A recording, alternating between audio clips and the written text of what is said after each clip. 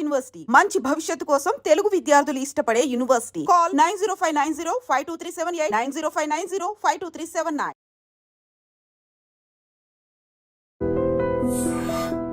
అందరికీ నమస్కారం. Welcome to I dream. నేను మీ ఝాన్సీ. ఈ మధ్యకాలంలో గట్ హెల్త్ ఈ వర్డ్ని ఎక్కువగా వింటున్నాము.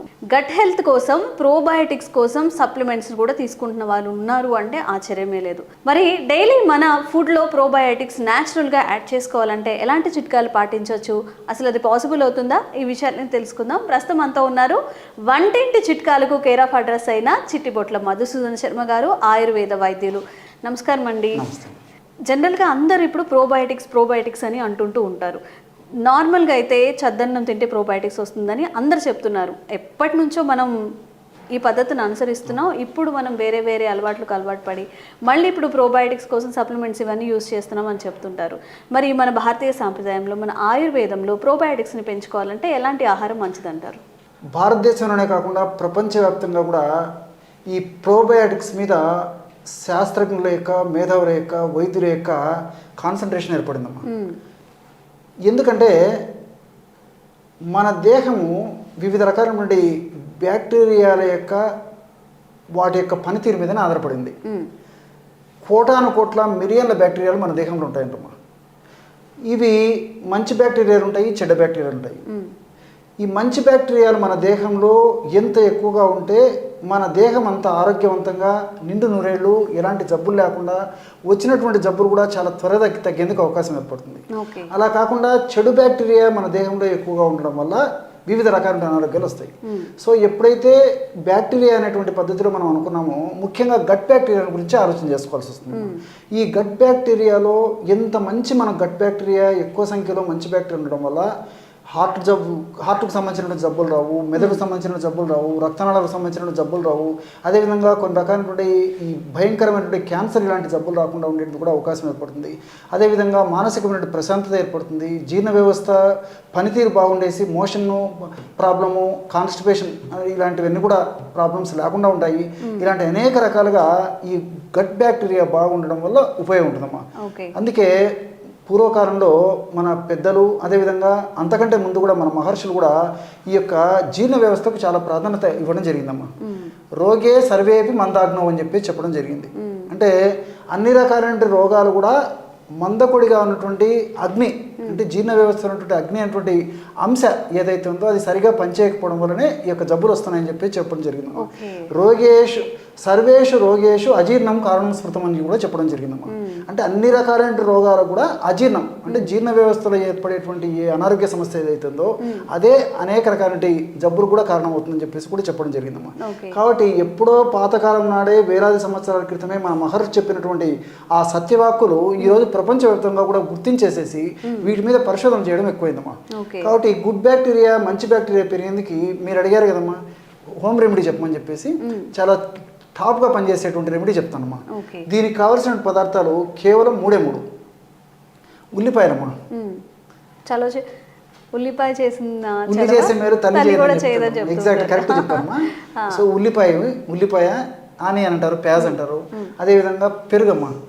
పెరుగు తాజా పెరుగు ఉండాలి. కాస్త పుల్ల పెరుగు అయితే మంచిది, మరి పుల్లది అయితే పనికిరాదమ్మా. కాస్త పుల్లది మంచిది, లేదా తాజా పెరుగు. అదేవిధంగా కొత్తిమీర, కాస్త కొత్తిమీర. ఈ 3 పదార్థాలతో మనం ఆహార ఔషధం తయారు చేసుకుని గట్ బ్యాక్టీరియా విపరీతంగా బ్రహ్మాండంగా డెవలప్ చేసుకోవచ్చమ్మా. సో ఎలాగంటే మీకు ప్రత్యక్షంగా తయారు చేసి కూడా నేను చూపిస్తాను చూడమ్మా. ఇప్పుడు ఒక 50 ml పెరుగు తీసుకోవాలమ్మా. ఇలాగా 50 ml ఈ విధంగా పెరుగు తీసుకోవాలన్నమాట. ఈ 50 ml పెరుగులో ఉల్లిపాయ ముక్కలమ్మా. ఉల్లిపాయ ముక్కలు ఒక 20 to 30 grams, అంటే మీడియం సైజు కానీ కాస్త సైజు మధ్య రకం ఉన్నటువంటి ఉల్లిపాయను తీసేసుకున్నామా. పైన పొట్టును తొలగించేసి ఇలాగ సన్న ముక్కలు చేసుకోవాలి తల్లి. ఇలాంటి ముక్కలు ఇందులో పెరుగులో కలిపేసేయాలి. అంటే 50 ml పెరుగులో దాదాపు చిన్న ఉల్లిపాయ, అంటే చిన్న సైజు, చిన్నగా ఉండాలమ్మా. మరి పెద్దది పనికిరాదు, అవసరం ఉండదు. మరి పెద్దదైతే పావు అయితే సరిపోతుందమ్మా. కాబట్టి మీడియం సైజు కానీ చిన్నది కానీ, అంటే మనకు 30 నుంచి దాదాపు 20-30 గ్రాములు, అంటే 20-30 గ్రాములు ఈ ఉల్లిపాయ ముక్కలు వచ్చేటంటే సరిపోతుందమ్మా. ఒక 5 గ్రాములు అటు ఇటు అయినా పర్లేదమ్మా, ఎందుకంటే ఇది ఆహార ఔషధమే కాబట్టి ఎలాంటి ఇబ్బంది కూడా ఉండదన్నమాట.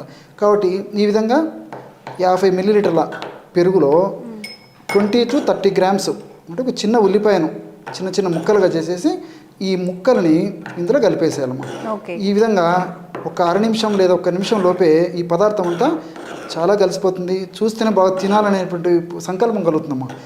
చాలా బాగుంటుందమ్మా. ఇది చూసేదాన్ని చూడమ్మా, చాలా బ్రహ్మాండంగా తయారైపోయింది. ఇందులో కాస్త కొత్తిమీర కలపాలి తల్లి. ఓకే. కాస్త కొత్తిమీర కాస్త తీసుకేసుకొని పైన గార్నిష్ లాగా ఇలాగా కాస్త కొత్తిమీర కూడా కలిపేశారనమాట. ఒకవేళ ఇలాగైనా తీసుకోవచ్చు, లేకపోతే ఈ కొత్తిమీర కూడా ఇందులోనే ఈ యొక్క పెరుగులో మనం ఉల్లిపాయల ముక్కలు వేసాం కదమ్మా, ఇందులో కలిపేయగానే వాడుకోవచ్చమ్మా. కాబట్టి పెరుగు, ఉల్లిపాయ ముక్కలు, అదేవిధంగా కాస్త కొత్తిమీర, ఈ 3 పదార్థాలు కలిపి తయారు చేసుకున్నటువంటి ఔషధము గుడ్ బ్యాక్టీరియా ప్రేవుల్లో గట్లో పెరిగేందుకు చాలా అద్భుతంగా పనిచేస్తుందమ్మా. తీసుకున్నటువంటి తక్షణమే ఇందులో ఔషధ గుణాలు, రసాయన తత్వాలు, రసాయన అంశాలు కూడా గుడ్ బ్యాక్టీరియా పెరిగేందుకు చాలా చక్కగా ఉపయోగపడతాయి. గుడ్ బ్యాక్టీరియాకు పోషణగా ఉపయోగపడతాయి. కాబట్టి గుడ్ బ్యాక్టీరియా వల్ల అనేక రకాల రసాయన అంశాలు కూడా మన గట్లో ఉత్పత్తి అయ్యి అవి కూడా మన దేహానికి ఆరోగ్యవంతంగా ఉండేందుకు ఉపయోగపడతాయమ్మా. చూడండిమ్మా, బ్రహ్మాండమైనటువంటి ఔషధం గుడ్ బ్యాక్టీరియా పెరిగేందుకు తయారైంది. ఓకే.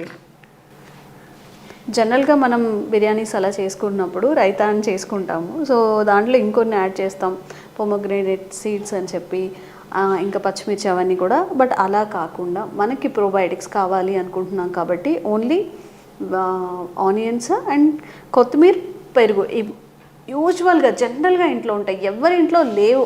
ఒకవేళ కొత్తిమీర లేకపోయినా స్కిప్ చేయొచ్చు కదండి. ఓన్లీ ఆనియన్స్, పెరుగుతో హ్యాపీగా తినేయచ్చు.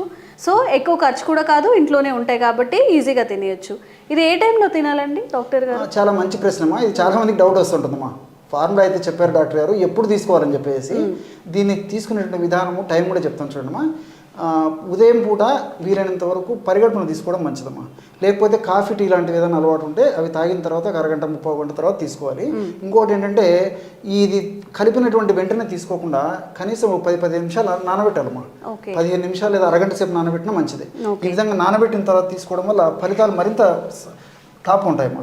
అలాగైనా వాడుకోవచ్చు. 15 మినిట్స్, హాఫ్ అన్ అవర్ అలాగే ఉంచి తీసుకోవడం వల్ల ఫలితాలు మరింత సమర్థవంతంగా శీఘ్రంగా కలిగేదానికి అవకాశం ఏర్పడుతుందమ్మా. ఓకే. సో చక్కగా ఇంట్లోనే పెరుగుని తయారు చేసుకోవచ్చండి. పెరుగు ఇంకా ఆనియన్స్, అంతే. చిన్న రెసిపీ అయినా కానీ ఫలితం ఎక్కువగా ఉంటుంది. సో మీరు కూడా తప్పకుండా ట్రై చేయండి. అండ్ ఇంకా ఎలాంటి ఆరోగ్య సమస్యలు మీరు ఎదుర్కొంటున్నారు, ఇంకా ఎలాంటి ఆరోగ్య సమస్యలకు డాక్టర్ గారి నుంచి చిట్కాలు కావాలనుకుంటున్నారో కూడా కామెంట్స్ రూపంలో తెలియజేయండి. తప్పకుండా వీడియో చేసే ప్రయత్నం చేస్తాం.